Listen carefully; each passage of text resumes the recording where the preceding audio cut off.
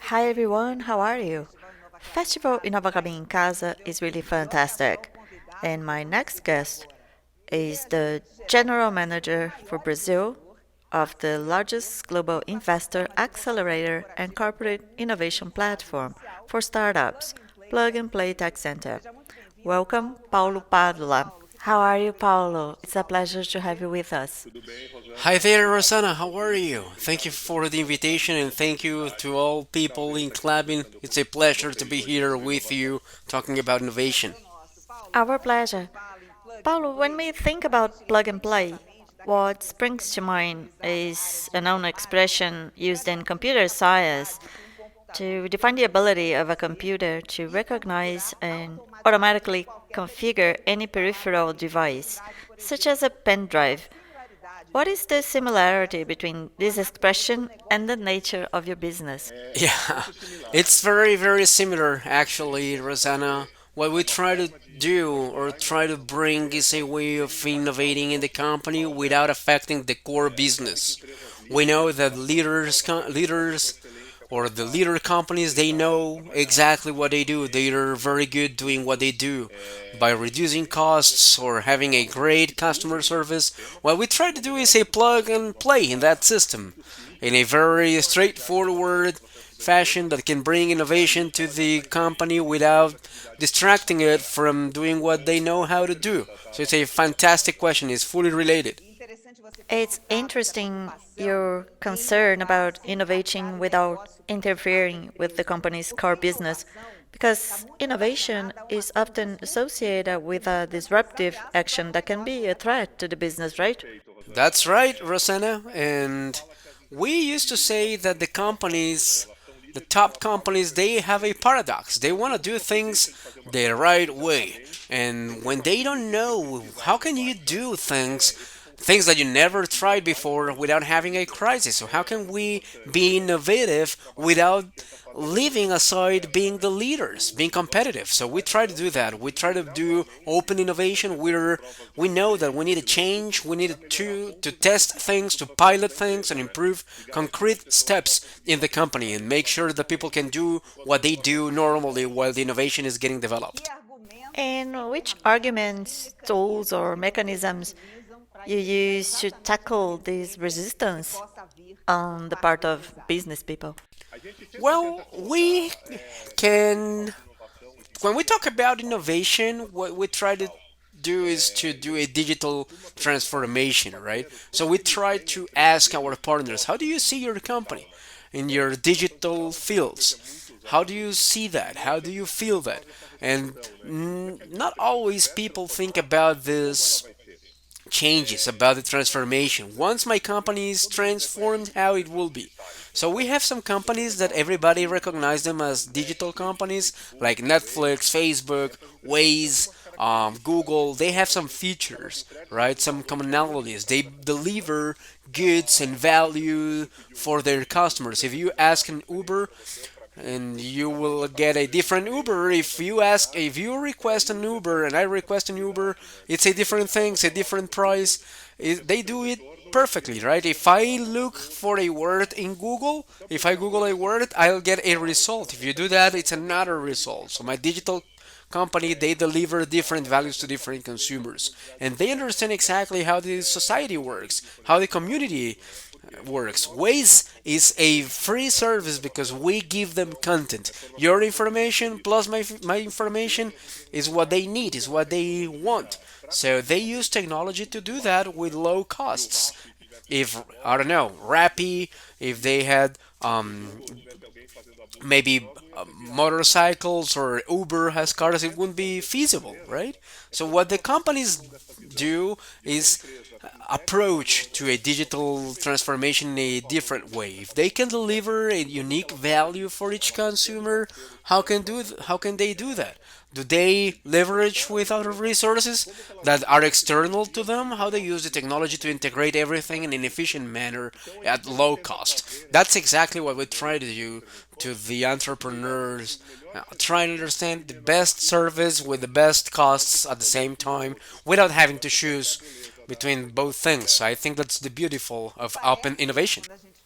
It sounds more like a paradox when you think that in such a globalized world, you must deliver a unique value to each consumer. So, singularity seems to be the magic word, the key word in this process of innovation culture. That's right. That's right. I think singularity is the nice word. I always try to say that if we have an individual in different circumstances, same individual, they'll do different things. The path, for example, that I see on Waze today is different than the Waze path that we will have tomorrow. And it's the same individual, the same places. So I think the circumstances are more important um, than the other things, right? I believe you can. We can talk about an individualization area, a customization, according to the circumstances, not the demographics. And I think that's something that we are seeing every day more. Another expression you seem to be very familiar with is latent pain. That's all people talk about to identify the customer's pain, so a problem focused approach. Tell us about it. Perfect. Yeah, I think it's like that, right? When you see exponential companies, when you see these important companies, they start with this process. Okay? Instead of having a process and try to sell, they first try to understand the pain points. They try to develop a solution for that. Okay? So, Airbnb, for example, Uber, all those winners from the digital area, it's they are trying to solve a pain, right? And they developed a solution that was monetized.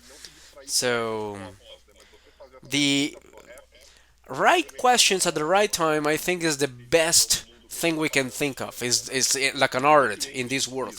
What my client needs is more than I want a startup that do this and that. I think is the right question is what my client needs. It seems to be a path with no return when we talk about sustainability. You can no longer dispute certain principles. Does it also apply to the implementation of the innovation culture in a company? Definitely, yeah, you can bet on it. I think is not only about the environmental sustainability. I think it's wider than that. It's about governance. It's about the social part. It's about the environmental part. I think the startups are, they are understanding that very early, and it's very good to see them arising with these solutions. The entrepreneurs, they understand that. So some in some cases they cannot monetize, for example, now when they recycle things that they find in the ocean or that can make the community have a living or had some income. A startup is like a state of mind.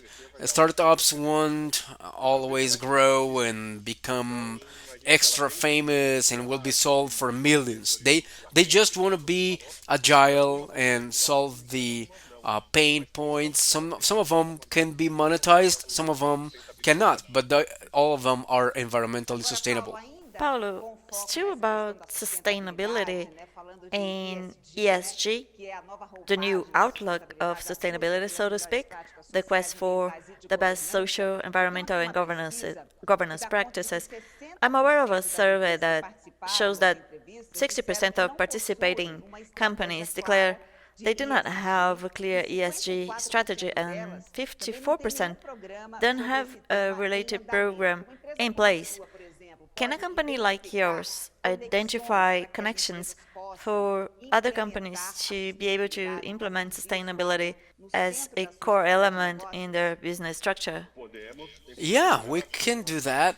I think one of the first dialogues we need to have is to recognize that these companies are transparent, right? It will be easier for a company to plant some trees and say that they are doing the right thing. It's like the infamous greenwashing, right? So it's relevant that companies can recognize their limits in their ESG chains, and I feel that there is a nice trend on that auto criticism. The second thing is to understand what you can do. Once you recognize that you need to do something, what is the next question, right? What can you do? We have some verticals in Brazil that are really related to sustainability, like food, the agribusiness. Some of them are not so related to sustainability like insurance and banking. And now we have another vertical that has to do with sustainability.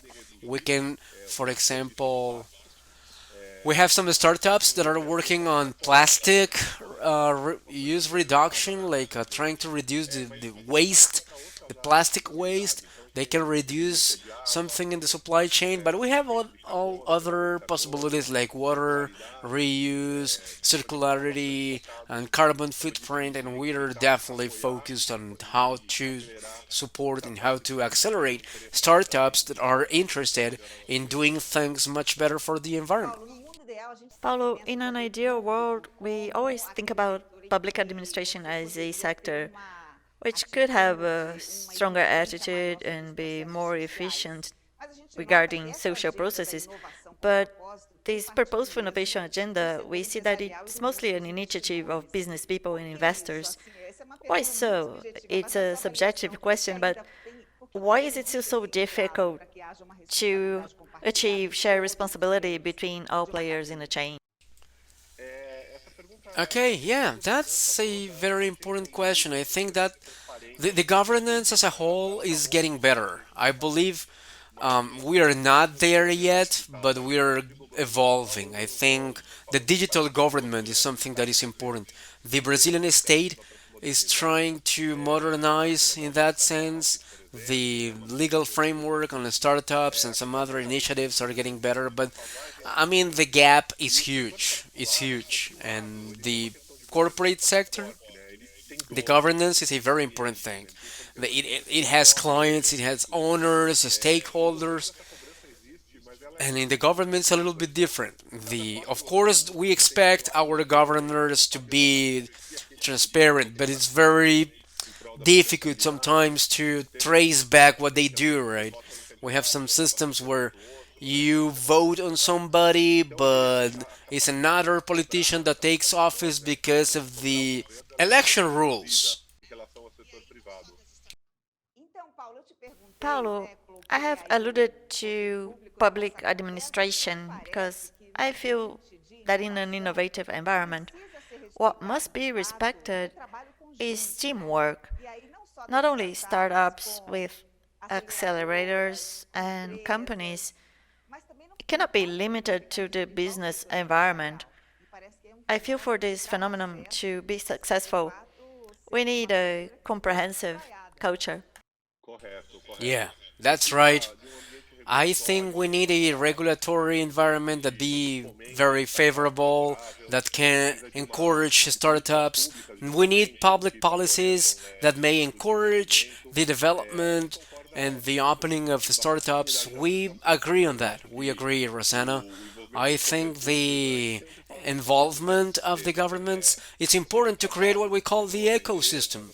The entrepreneur, the accelerator, the fintech, the universities, everybody, and we cannot talk about anything of this if we do not understand the power of the public actors. So, yeah, I believe the governments are trying to catch up. I think the startups legal framework is something that is a step in that direction, but there is a huge gap. We see other countries with more digitalized governments, and they are not very developed, like Estonia. Estonia is not a highly developed country, but they are successful. This example per se deconstruct the old-fashioned idea that innovation is for the elites, for companies that have an incredible innovation team. Not so. Innovation can be everywhere. It's about how things work and it's people-centered more than anything else. Yes, exactly. It's about a culture, and that's a case that we used to repeat a lot. They believe that when a citizen is born in Estonia, they need all the documents they need to drive a car, to vote, to be elected, to be a civilian, right? And it's interesting. It's just approving the documents. No need to take a cue or doing something else. It's already. Another example, it's Uruguay. Uruguay is one of the top five countries that is more digitalized in the world. It's a Latin American country with the same challenges we have, but they have a culture of innovation and they are very well on that. How fascinating the innovation culture when you think that we have been following for decades the movements of human rights, seeking social justice and inclusion, and we can see that through innovation, the environment in companies must be increasingly diverse with greater gender equity, racial equity. So it's coming through a different, unexpected path. Would you agree, Paulo? Yeah, I agree. I agree. No innovation without diversity. Of course, if you have a group that is all the same, all think the same, they look all the same, you will never challenge the status quo. It's impossible. Diversity and innovation, they come together, hand in hand. And I believe it's impossible to separate that. Another important thing is that innovation brings a concept that the startups know very well. It's not a favor to the inclusion. You can get benefits, real benefits. It's not because you're nice or because you're somebody who's cool. I think you you need to understand that these people will add value to you. They have different experiences, different backgrounds, and that changes a lot. So I think it's not about like a must-have, like because you want to be a nice guy. It's about the intrinsic value, the genuine value of diversity. Is the way I see it. So I am very optimistic about it, and I'm really happy on the what we are doing. If we could think of a tree or a natural element to reflect innovation, I'd pick bamboo due to the flexibility and resilience. This is what we need most right now, along with this collaborative environment. Yeah, you're right. Yeah, I think flexibility is the name of the game. When we talk about, swaying a company by innovation, like moving around, they can even, threaten their core business. The bamboo is an excellent example. Paulo, I'd love to spend the whole day talking to you, discussing your initiatives and further detail, but I think we were able to convey the important role played by companies such as yours in these connections and bridging the gap between large companies with more rigid structures which are more conservative and startups and the so-called scale-ups and all of this innovation ecosystem, which is new and surprising for us to get to know better. Thank you very much for your participation, and I'm looking forward to seeing you again. Thank you, Rosanna. It was a pleasure to talk to you. Thank you once again for all the guys at Clubbing, and I'm really happy to be here at the Nova Clubbing Festival. Wish you the best. Thank you. Bye bye. And it's by exchanging experiences that we get ready to transform the world into a better place with opportunities for all. Don't go away because I'll be back. See you soon.